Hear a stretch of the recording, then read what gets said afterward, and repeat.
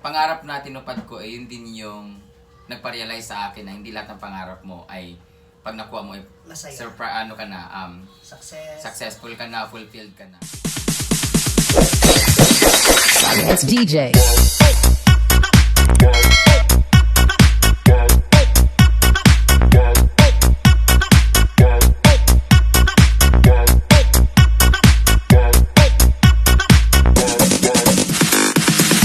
Okay, may isa pang tanong. For you, sa isang relasyon, mula kay Janelle Marsilia ng Taiwan, dapat bang ibigay mo ang username at password ng inyong Facebook sa partner mo?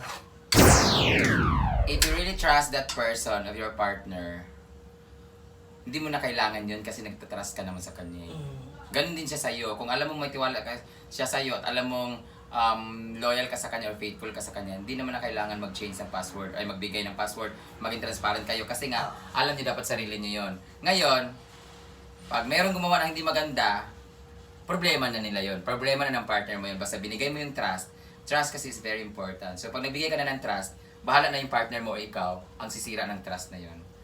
So kung hindi mo na ako gagawa, kung siya man, at least, wala kang guilt. At least, nagtiwala ka, sinira niya. Well, it's up to you to take it. If you take it constructively or you give him a chance. Yan.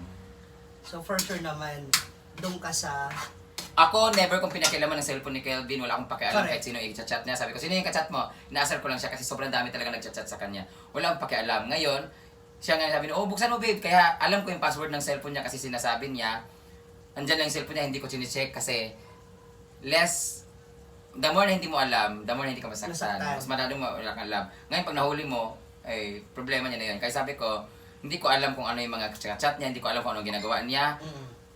Kung nag-cheat man siya, wala na akong pakialam doon, pero wag lang siya magpapahuli. Kasi pag nahuli ko siya, siyempre, masaktan ako, at doon na yun papasok na, hindi na ako magtitiwala siya sa sunod, na wala akong pakialam kahit ibigay mo password sa akin o hindi.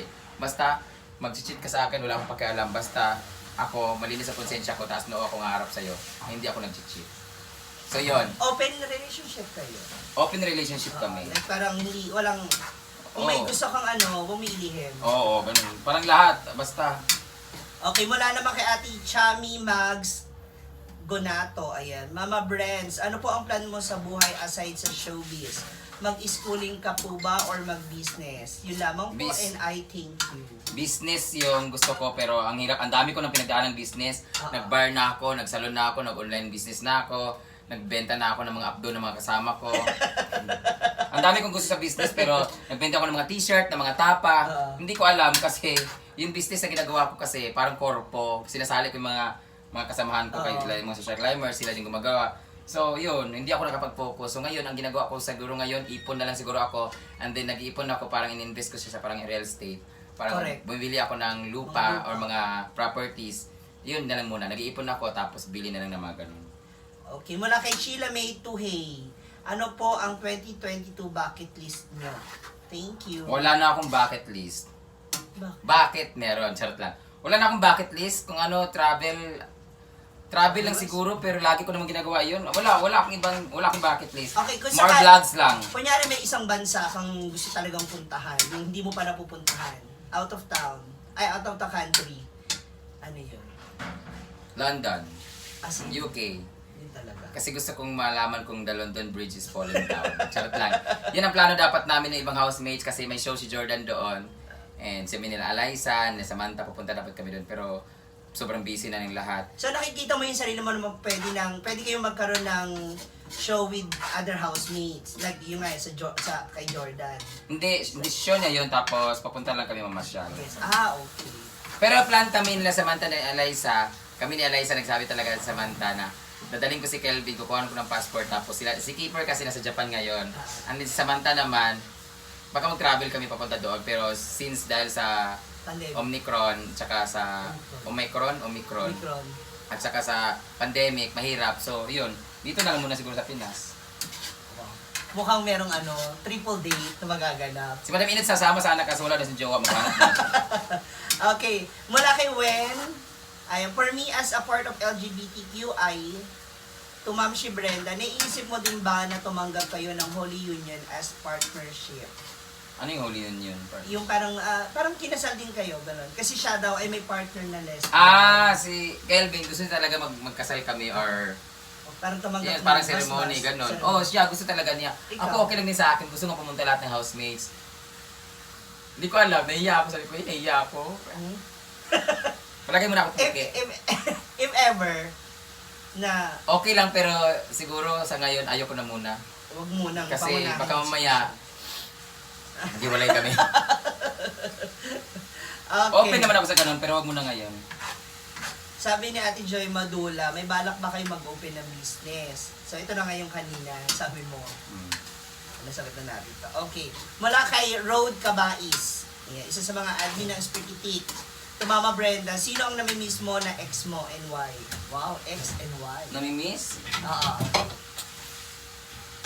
Lahat naman ng ex ko, namimiss ko in a way na masaya naman kami sa mga ginagawa namin dati.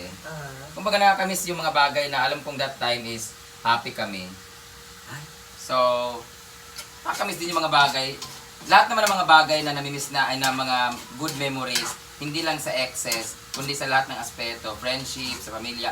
Pag mga masayang memories, nakakamiss talaga. So since you're asking me about my ex, nakakamiss yung mga masayang memories, yun. Tapos hindi po nag-aaway kayo, tapos kinagabihan, kabanatan kasi ha. Riot pa din. Riot. Ayan. Okay. Mga tatlong bagay, magbigay ka ng tatlong bagay na namiss mong gawin sa labas ng bahay ni Kuya. No, nasa loob ka pa. Na hindi mo nagawa. Ano pa ba? Yun, mag-travel, syempre, outing, tsaka Malalaki. Okay. Paglabas mo, di ba, syempre, in-announce na kayo na kay tatlo nila Sam Inots at ikaw ang lalabas. Inabot sa inyo yung cellphone nyo after the announcement. Sino yung una mong ni-message? si Mama. Minessage ko si Mama na, Ma, ikaw ba susundo? Sabi niya, oo. Sabi ko, si Kelvin na lang. Minessage ko si Mama kung sino ang susundo. Sabi niya, silang dalawa ni Kelvin. So, yun. Okay. Isa pa, last two. Kung kunyari ikaw si Kuya ng Pinoy Big Brother House, tapos ikaw yung pipili na magkaroon ng housemate, na makakasama nito mga housemate, nakasama mo ha, celebrity. Sino sa mga, magbigay ka lang ng tatlong pwedeng makasama nila na social climber? Wala, syempre. Ba? Sino gusto mong makapasok sa kanila sa tingin mo?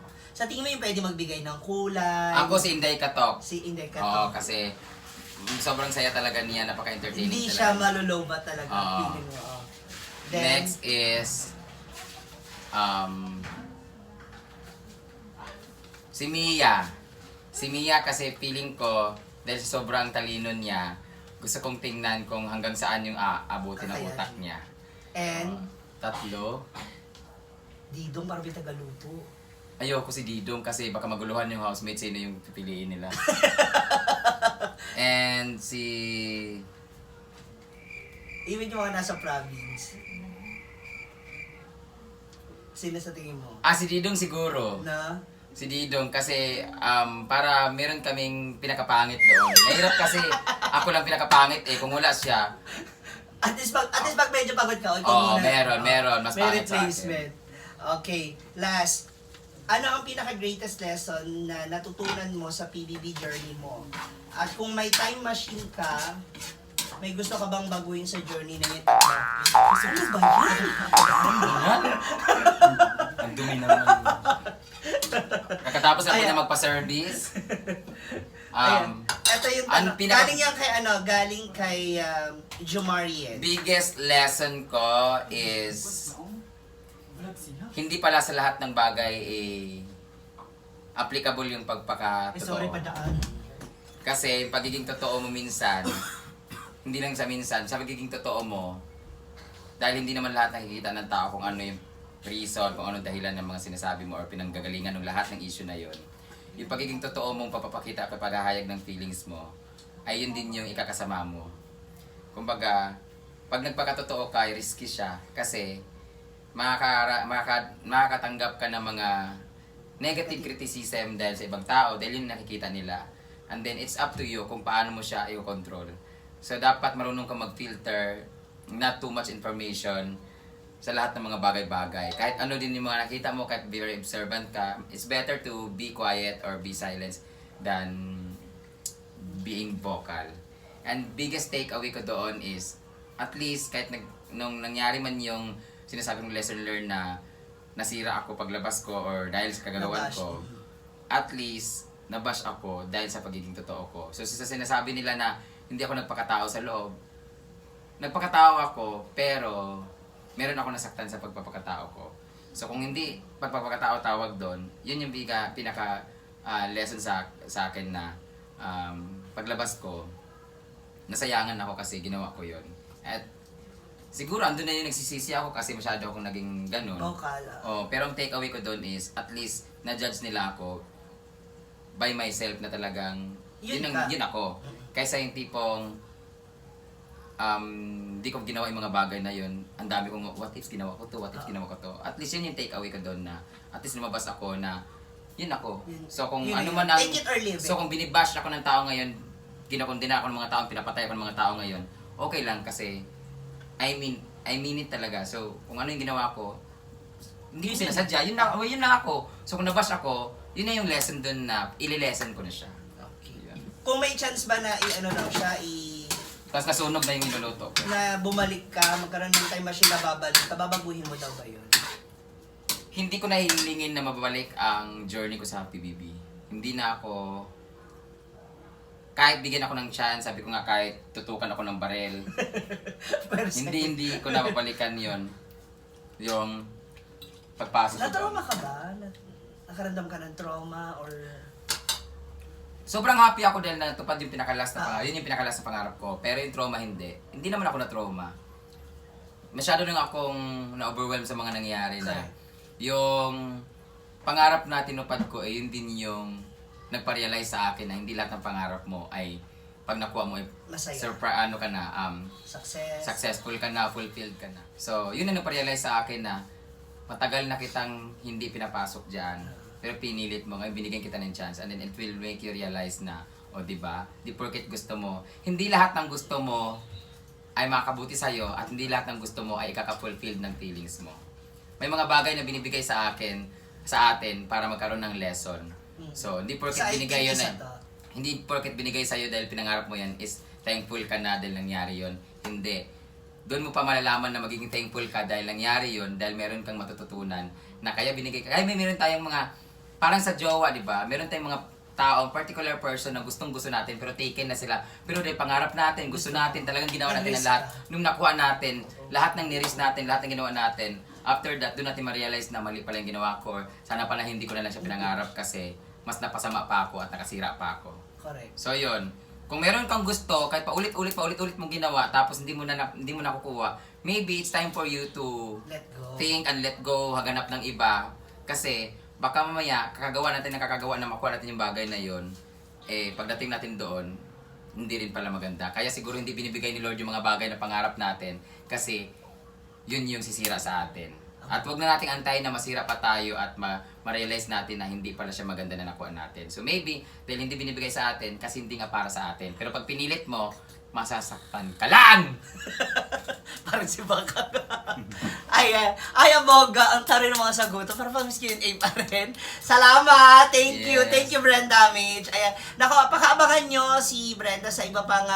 kasi syempre, hindi naman dito natatapos ang lahat ng journey mo. Meron pa rin naman mga out-of-town shows. Yeah. So, abangan nyo yan. Ipopost namin kayo. Update Hopefully, namin kayo. sana. Ayan, so mga ibang lugar na pwede natin mapuntahan, Luzon, Visayas, Mindanao, or out of the country man. Nakapakabangan niyo po yan. Once again, maraming salamat. Marites, Balmon, Brenda Damage.